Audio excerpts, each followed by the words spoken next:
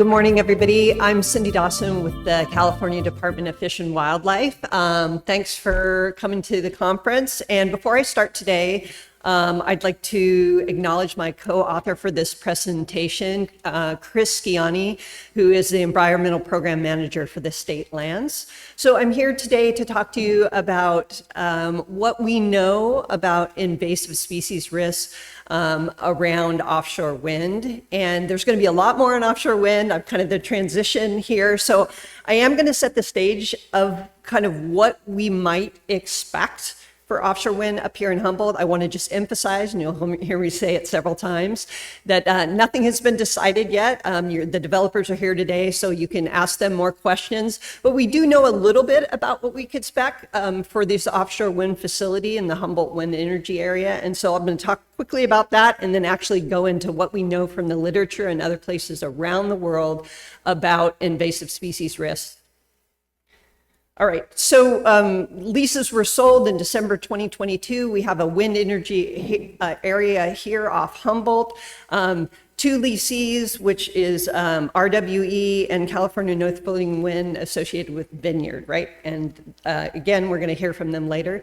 Just to set our framing in space here, the wind energy area is about 21 miles offshore, and it's deep out there.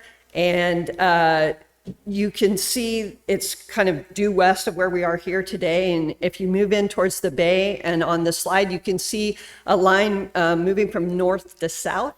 That delineates the state waters, which is 3 nautical miles. You'll see some blue and red boxes and a green box in the bay. Those are our existing marine protected areas. So this is the area that we're talking about, and that matters because environmental conditions matter when we're talking about invasive species risks. So again, to emphasize, nothing has been decided or designed, no technologies have been chosen, but we do know a little bit from around the world of what we can expect and what we've heard from the developers up to this point about kind of the gist of what a facility might look like.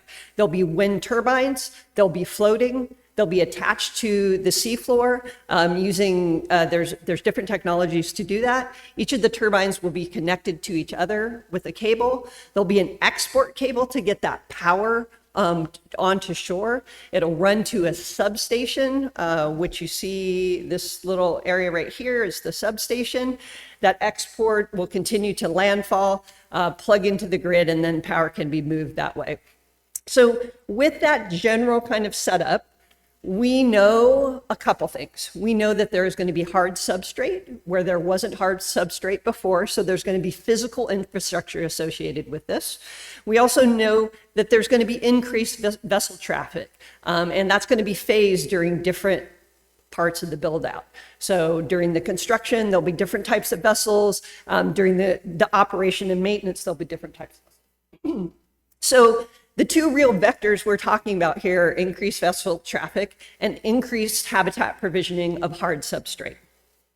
One other thing I do want to mention, again, nothing's been decided, but we do expect that it's likely that all of the infrastructure for these projects aren't going to be built here on site. Some of it may have to be towed in from faraway ports. So again, thinking about invasive species risks, those are the type of things that we as regulators are thinking about.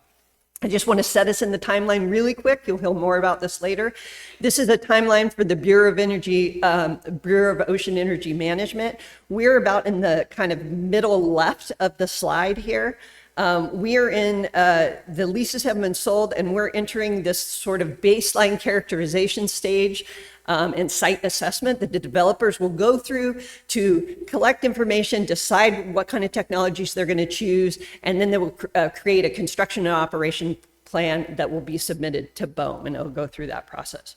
So none of that was what I was actually here to talk about. What I'm actually here to talk about is alien invasive species risk and how that might be related to what we could expect coming here in Humboldt. So I wanted just to define two terms really quickly, biofouling, and that's just the settlement of marine organisms on human-made structures, right? We know if you put something in the water, things are gonna grow on it eventually. And I just wanna point out that not all biofouling it has invasive species. And an invasive species just means a non-native organism that causes either economic or ecological harm. Either it causes it or we think it could cause it. So those are just two terms to keep in mind as I'm moving through here. You can just see the pictures down at the bottom here. So biofouling can happen on fixed objects like a piling. It can also happen on the bottom of ship hulls, which present different risks when we're thinking about invasive species. So I'm just going to go through here the different types of vectors that we could think about, and biofouling is one of those, right? So we know that marine organisms are going to grow on hard substrate. And so what is the level of risk to introduce or spread invasive species?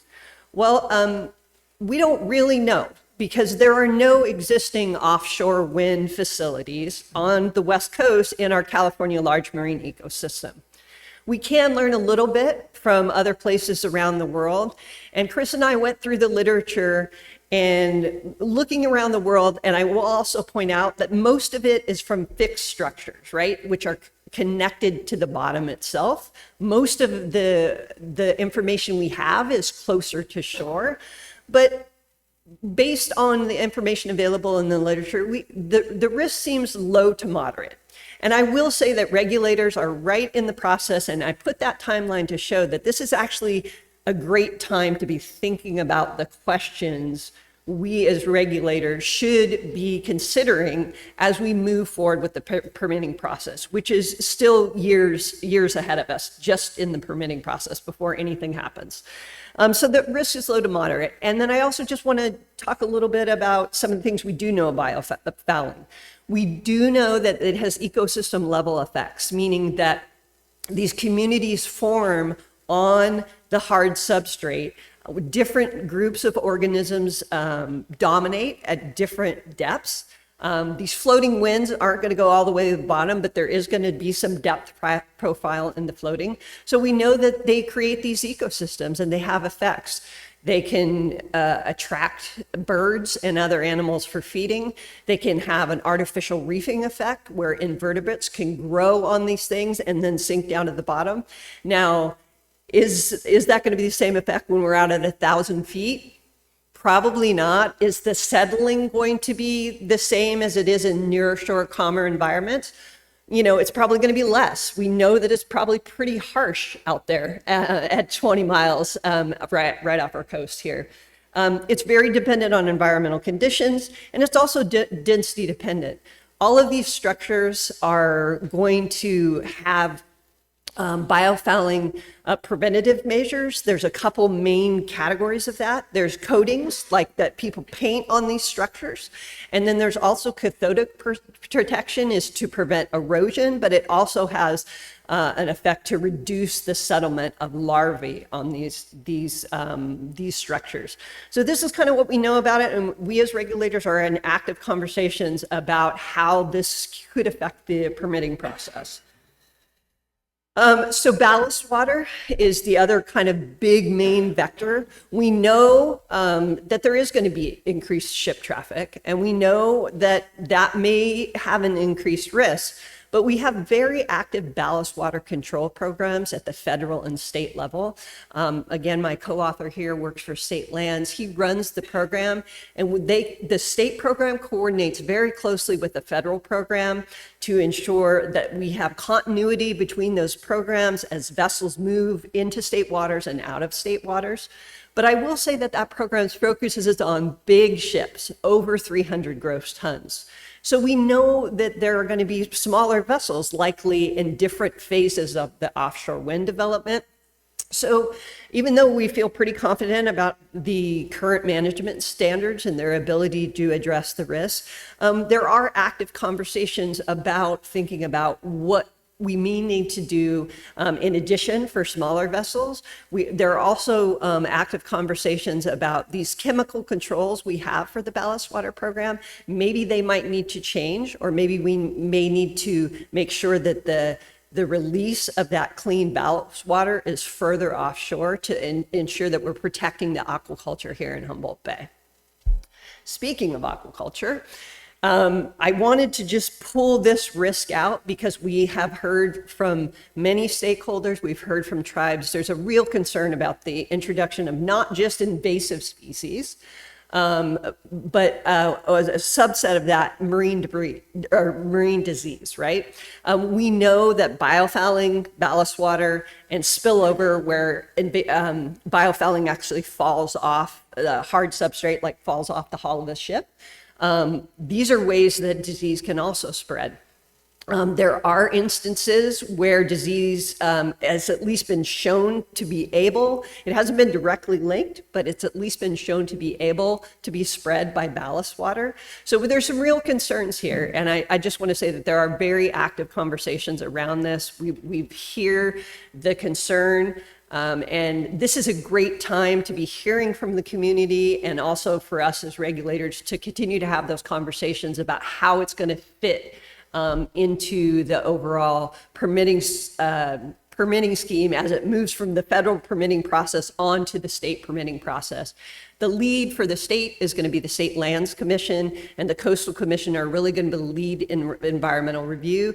My department, the Department of Fish and Wildlife, is going to be mostly in a consultation role, but we're very active in that role. And I'll just wrap up here with some considerations that we are having right now. So pre-construction surveys, so what invaders are out there already. Humboldt Bay is an invaded system. It's not pristine, but it would be good for us to have a good idea of what is out there. That would help us inform what kind of control and monitoring we might ask for in permits. There's also really active research globally about non-toxic and environmentally friendly anti-fouling techniques, right? So all of those paints have plastic in it, they have chemicals in it, but we need something that's going to be effective as well. And so that's an active area of research, and we're really interested in continuing that. We heard a really cool presentation about eDNA, and that is something that we want to continue to explore, and its applicability for invasive detection and also for marine disease as part of that. And then we want to make sure that if we're going to have potentially these long haul vessels coming in from far away, moving very slow, potentially dragging large pieces of infrastructure for offshore wind, that our existing regulations are going to be avoiding and minimizing the risks, and we may need to do more there, and also to revisit our ballast standards. So again, I really encourage you all. We are really, in our role as consultation and with our public trust responsibility to protect our natural resources, we're very active in these offshore wind conversations, and we really encourage the community to get in touch with us. That's the best way to get a hold of me, and I can, if I don't know the answer, I can get the answer as far as the process or anything along the biological expertise that we bring into the department. So please reach out to us, and that's all I have. Thanks.